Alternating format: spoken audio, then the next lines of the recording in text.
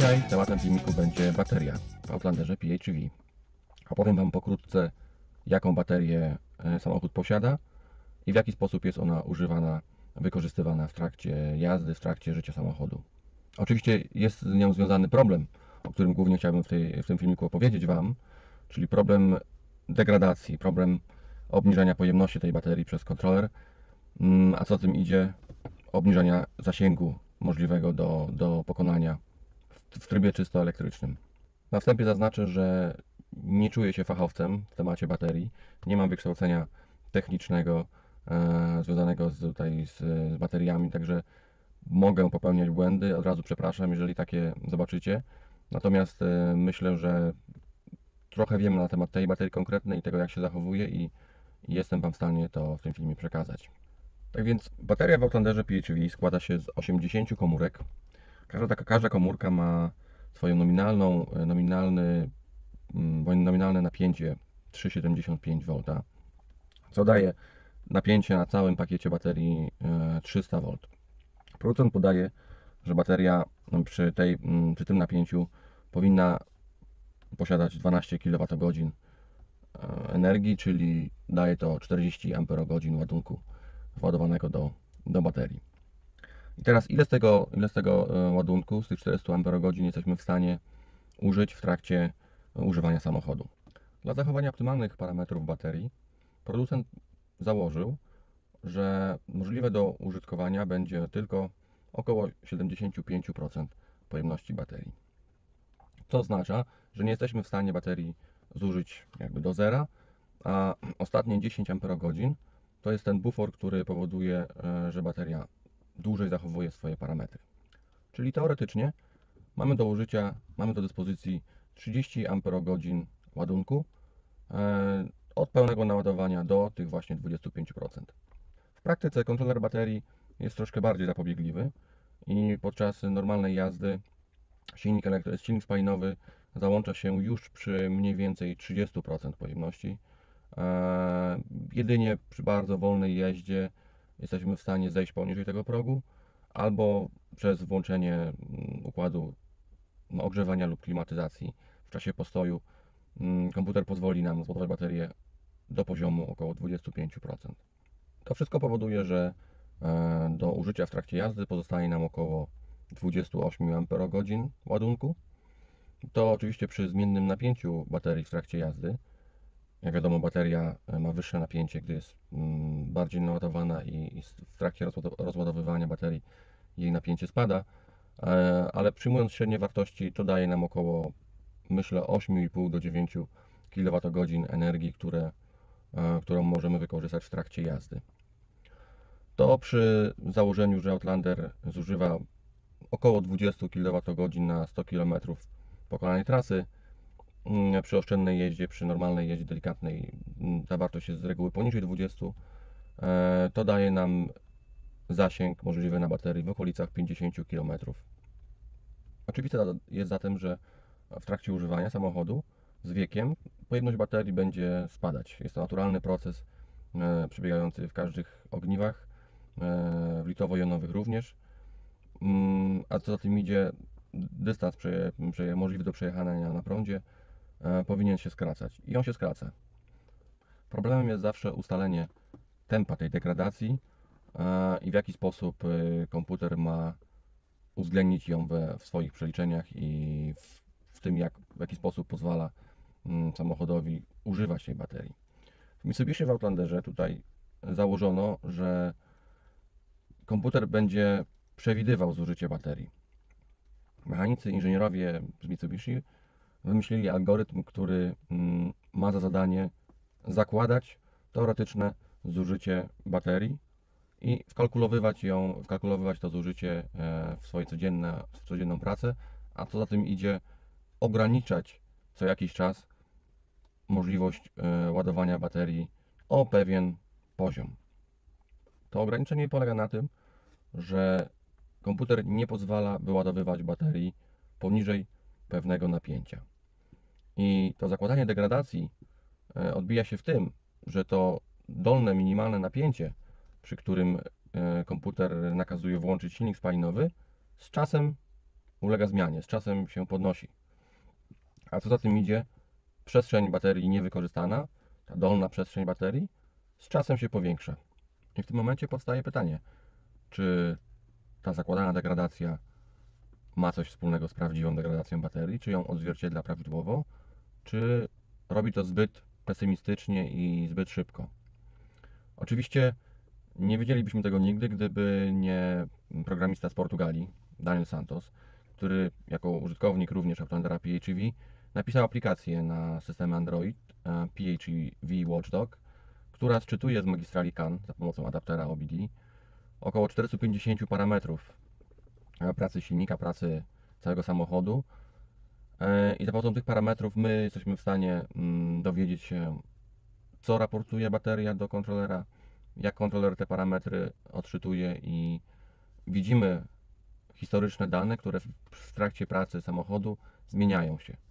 Dopiero używanie tej aplikacji dało wgląd w parametry i dało wiedzę użytkownikom o tym, jak szybko bateria obniża swoją pojemność użytkową. I dopiero na tej podstawie ludzie na całym świecie zaczęli zastanawiać się, czy to obniżanie, czy ta degradacja, wskazywana degradacja baterii ma cokolwiek wspólnego z prawdziwą degradacją ogniw w samochodzie. Już teraz wiemy, pomimo tego, że nie znamy tego algorytmu, jaki on jest w 100%, natomiast widać to z obserwacji kilkuset samochodów na całym świecie, że kontroler co jakiś czas, tego też nie wiemy co jaki, ale obniża pojemność baterii o 0,1 Ah, a w cyklu rzadszym, średnio raz na miesiąc, obniża tą pojemność nawet o 0,5 Ah. To obniżanie jest na tyle niewielkie, że w codziennym użytkowaniu pojazdu tak naprawdę kierowcy tego nie widzą, nie zauważają, ponieważ na zasięg elektryczny samochodu ma wpływ tak dużo parametrów jak styl jazdy, jak pogoda, jak temperatura, jak teren, po którym się poruszamy, że ubytek kilku dziesiątych części amperogodziny jest praktycznie niezauważalny przez kierowców. Dopiero po pół roku użytkowania pojazdu kierowca zauważa, że zasięg elektryczny spada samochodu i zastanawia się, co jest tego przyczyną. Wiemy też z doświadczeń, że im więcej samochód jest użytkowany tylko i wyłącznie w trybie elektrycznym, tym ta degradacja następuje szybciej i na pewno jest ona związana z ilością ładunku, czyli z ilością cykli, którą się poddaje bateria w trakcie użytkowania. A co za tym idzie, osoby, które używają Outlandera bardziej jak hybrydę, nie jak samochód elektryczny, mniej dotknięci są tym problemem, ponieważ kontroler w dużo wolniejszym sposób, dużo wolniejszy cyklu obcina tą pojemność. Obecnie wiemy, że ta degradacja, która zachodzi w samochodach, mniej więcej kształtuje się na poziomie 5% rocznie, czyli auta 4-5-letnie zwykle wykazują degradację na poziomie 20, 25, 30%. Tak jak mówiłem, zależy to od tego, w jakim stopniu samochód był używany jako hybryda, a w jakim stopniu czy samochód elektryczny.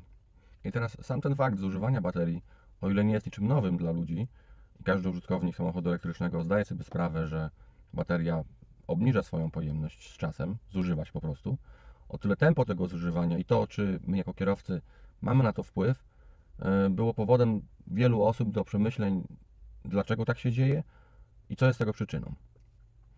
I doszli do wniosku, że niezależnie od tego, jak jeżdżą, jak dbają o baterię, czy ładują ją do pełna, czy ją rozładowują do zera, czy poruszają się tylko w zakresie powiedzmy między 30, 40 a 80%, żadne z tych zabiegów nie przyczyniło się w żaden drastyczny sposób na to, aby to obniżanie pojemności baterii przez kontroler zahamować lub wręcz zatrzymać. A zatem coraz więcej dowodów jest na to, wniosków i obserwacji ludzi, że ta degradacja tak naprawdę nie ma nic wspólnego z fizyczną degradacją baterii, natomiast jest wynikiem działania algorytmu, którego nikt z nas nie zna, który zakłada kilka zmiennych parametrów związanych z czasem pracy baterii, z przebiegiem, z dystansem i ze sposobem jazdy i w sobie tylko znany sposób obcina tą pojemność o 0,1 Ah lub 0,5 Ah. I teraz wszystkie wysiłki całej społeczności PHEV, która zaczęła się jednoczyć wokół tego problemu, były nastawione na to, aby poznać ten algorytm i przekonać się, czy rzeczywiście zachodzi do degradacji fizycznej baterii, a co za tym idzie, wskazywałoby to na bardzo słabą jakość tej baterii, lub algorytm, który używany jest przez komputer, jest zbyt asekuracyjny i zbyt pesymistycznie zakłada tą degradację. Na bazie tego problemu swój kanał uruchomił Andy z Australii, osoba, która również zakupiła taki samochód, i jemu już od dawna nie pasowało to, że samochód wykazuje tak znaczny ubytek zasięgu elektrycznego i zaczął drążyć ten temat, zaczął mierzyć, badać za pomocą aplikacji PHEV Watchdog, potem zgłaszając problemy do Mitsubishi, a potem tworząc grupę, która w Australii otworzyła, można powiedzieć, grupowy spór z Mitsubishi Australia na temat tego, jak ich samochody się zachowują i czy Mitsubishi wie o tym problemie i czy zamierza coś z tym zrobić. Ich wysiłki w głównej mierze doprowadziły do tego, że Mitsubishi Australia zaczęło wymieniać baterie w 4-5-letnich samochodach na nowe, sądząc, że to załatwi problem. Natomiast niestety nie. Nowe baterie w samochodach, zarówno Andiego, jak i innych członków tej grupy, w ten sam sposób są traktowane przez kontroler, czyli od nowości w bardzo szybki sposób jest im obcinana pojemność o 1/10 lub 0,5 Ah. Co oczywiście nie naprawia problemu i nie załatwia problemu, z którym się zgłaszają, ponieważ oczekiwania tej społeczności są takie, że Mitsubishi naprawi ten problem i poprawi algorytm, który liczy zakłada tą degradację w taki sposób, że będzie ona możliwa do obliczenia, sprawdzenia w cyklu normalnej pracy. Niestety jedynym możliwym sposobem do sprawdzenia, jaka jest właściwa aktualna pojemność baterii, jest przeprowadzenie pełnego cyklu rozładowania baterii i naładowania baterii w kontrolowanych warunkach i mierzenia, ile ładunku zostaje władowanych do baterii. Wymaga to jednocześnie wyładowania tego dolnego buforu, który bateria zawsze przez kontroler ma, czyli około 25% pojemności, tak aby proces ładowania przebiegał od maksymalnie rozładowanej baterii do maksymalnie naładowanej baterii. Czyli gdzieś mniej więcej w przedziale napięcia między 3,7 V a 4,1 V, bo do takiej pojemności, do takiego napięcia kontroler pozwala ładować baterię. Dziś już wiemy, że taka procedura mierzenia tej pojemności, właściwej pojemności, nazywa się w skrócie DBCAM, czyli Drive Battery Capacity Automatic Measurement. I jedynie za jej pomocą kontroler jest w stanie dowiedzieć się, jaka jest aktualna, możliwa do użytkowania pojemność baterii. Po tej procedurze ta pojemność zmierzona jest zapisywana w pamięci kontrolera i staje się ona bazą do dalszych obliczeń. Oczywiście algorytm, który kontroler ma w sobie zapisany, działa zawsze i zaraz po przeprowadzeniu tej procedury kontroler w dalszym ciągu liczy i kalkuluje, jak szybko i kiedy ma nastąpić kolejna degradacja, kolejne obcięcie pojemności baterii. I nie jest w stanie użytkownik tego procesu nigdy zatrzymać, dopóki kontroler nie zostanie przeprogramowany i nie zostanie mu wgrany inny system mierzenia pojemności i degradacji baterii. I teraz, wiedząc to wszystko, ja od ponad roku szukałem Outlandera PHEV dla siebie, bo wiedziałem, że to jest na dzisiaj ten samochód, który spełnia moje oczekiwania, zarówno do tego, aby poruszać się dużym, przestronnym autem, mieć możliwości ciągnięcia przyczepy nawet do 1,5 tony, a zarazem w cyklu miejskim, w cyklu codziennym jest to bardzo tanie auto w użytkowaniu, z założeniem, że jeździmy głównie na prąd. Mając możliwość ładować codziennie auto, zakładałem, że będę w stanie móc używać tego auta w trybie elektrycznym gdzieś, myślałem, w okolicach 90-80% wszystkich pokonywanych kilometrów.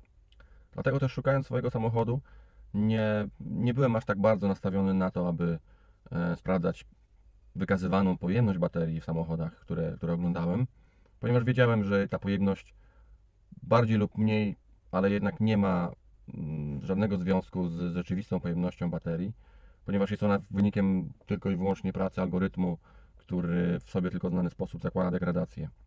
A wiedząc to, że po zakupie tego pojazdu będę chciał jak najszybciej przeprowadzić tą procedurę DBCAM, aby sprawdzić właściwość, sprawdzić prawidłową pojemność baterii, wiedziałem, że ta pojemność wzrośnie i nie był to kluczowy argument do tego, aby kupować ten czy inny samochód. Bardziej skupiony byłem na wyposażeniu pojazdu, na tym, żeby to była najwyższa wersja, na tym, żeby miała wszystkie możliwe funkcje, które wówczas były w Outlanderze montowane, niż to, aby ten czy konkretny egzemplarz miał baterię na poziomie 70, 80 czy 90%. Mój Outlander przy zakupie wskazywał pojemność w okolicach 75, bodajże 75,5% nominalnej pojemności baterii, co przekładało się na możliwy do osiągnięcia dystans elektryczny w granicach 30-35 km, jak się postarałem. Po niespełna 3 miesiącach użytkowania i przejechania blisko 5000 km łącznie, z czego około 85% trasy pokonałem w trybie czysto elektrycznym, udało mi się doprowadzić do sytuacji, gdzie ta procedura DB-CAM łącznie z procedurą resetu resetu pamięci baterii i kontrolera baterii i przeprowadzaniu balansowania napięcia ogniw doprowadziła do sytuacji, że moja bateria na dzień dzisiejszy wykazuje pełną pojemność 40 Ah, co przekłada się na możliwość przejechania ponad 50 km w trybie elektrycznym. Na dzisiaj udaje mi się przejechać około 55-57 nawet kilometrów czysto elektrycznie, co dowodzi tylko tym, że bateria rzeczywiście ma taką pojemność. Czy ona ma pełną pojemność 40 Ah? Myślę, że nie. Myślę, że ma mniej. Może 35, może 37, tego nie wiem. Natomiast to sam fakt tego, że jestem w stanie obecnie przejechać ponad 50 km na baterii, czego jeszcze 2 tygodnie temu nie byłem w stanie zrobić, udowadnia, że pojemność, którą kontroler używa z baterii, jest tylko teoretyczną pojemnością i nie ma ona nic wspólnego z stanem faktycznym i z tym, co kierowca mógłby używać, gdyby kontroler nie miał wbudowanego algorytmu degradacji. Obecnie na wielu rynkach, w wielu krajach na świecie użytkownicy Outlandera PHEV zgłaszają te problemy do Mitsubishi, ich tam lokalnego w kraju. Te informacje są przekazywane do centrali i Mitsubishi jako tako nie wykazuje chęci poprawy tej sytuacji, a wręcz przeciwnie, odsyła informację, że te założenia inżynierów są jak najbardziej słuszne, że było to zrobione celowo, właśnie po to, żeby zapobiec nadmiernej degradacji baterii. I na dzień dzisiejszy stanowisko Mitsubishi, mówiąc w dużym skrócie, jest takie, że nie mają zamiaru tego poprawiać, a wręcz odradzają wszystkim swoim dealerom przeprowadzania tych procedur, przeprowadzania procedury DB-CAM na samochodach, jeżeli nie dochodziło do wymiany baterii czy do wymiany kontrolera. Ja osobiście założyłem taki stan rzeczy i założyłem, że Mitsubishi nie będzie chciało wprowadzać żadnej poprawki w tym temacie. Natomiast wiedząc, że prędzej czy później przeprowadzę taką procedurę w swoim samochodzie, która z założenia wówczas, a dzisiaj jestem tego pewny, odblokuje pełną możliwą do użytkowania pojemność baterii, z pełną świadomością kupiłem ten pojazd, z pełną świadomością wiedziałem, że ten problem istnieje i wiem, że on będzie dalej istniał, czyli ta moja obecna pojemność będzie znowu obniżana przez kontroler. Natomiast na dzień dzisiejszy samochód ten spełnia wszystkie moje oczekiwania i z tą świadomością go zakupiłem. Licząc się nawet z tym, że będę musiał tą procedurę DB-CAM przeprowadzać w jakimś cyklu, nie wiem, rocznym, półrocznym. Natomiast na dzień dzisiejszy zalety tego pojazdu przewyższają tą jedną wadę, którą ma dla mnie i ja po prostu jestem zadowolony z niego. Użytkuję go codziennie, maksymalnie jak się tylko udaje w trybie elektrycznym. Natomiast ten filmik nagrywam po to, abyście mogli wiedzieć o tym problemie, być świadomymi tego, z jakim problemem ten samochód musi się borykać i żebyście podjęli decyzję o zakupie, ewentualnym zakupie tego pojazdu świadomie, licząc i kalkulując to, w jakim zakresie będziecie mogli go używać i czy stan baterii, który dostaniecie w swoim pojeździe, wystarczy na Wasze potrzeby. W kolejnym filmie postaram się opisać Wam procedurę DB-CAM, którą uruchomiłem w moim samochodzie. Nie mam za dużo materiałów wideo z tego procesu, natomiast spróbuję Wam to opisać słownie, pokazując kilka zdjęć. Na kanale są moje 2 streamy live, które nagrywałem zaraz po tej procedurze, w których widać pierwszy proces ładowania baterii od prawie zera praktycznie do pełna, który już wówczas trwał ponad 5 godzin, zużyte z gniazdka zostało ponad 10-11 praktycznie kWh energii, czyli zakładając straty ładowania, możemy przyjąć, że około 9 kWh zostało pobrane przez baterię. Już sam ten fakt jest kolejnym dowodem na to, że rzeczywiście bateria była w stanie przyjąć taki ładunek. Ale to wszystko w kolejnych filmach i zapraszam Was do oglądania. Zapraszam do oglądania, do subskrypcji mojego kanału. Dziękuję wszystkim, którzy już do tej pory to zrobili. Dobijamy do prawie 80 subskrybentów, z czego jestem super zadowolony. Piszcie komentarze pod tym filmikiem albo na moim fanpage'u na Facebooku EVFan Polska. Tam więcej informacji na bieżąco, godzinnego użytkowania. Kolejne filmiki już wkrótce na kanale. Do zobaczenia. Dzięki, cześć.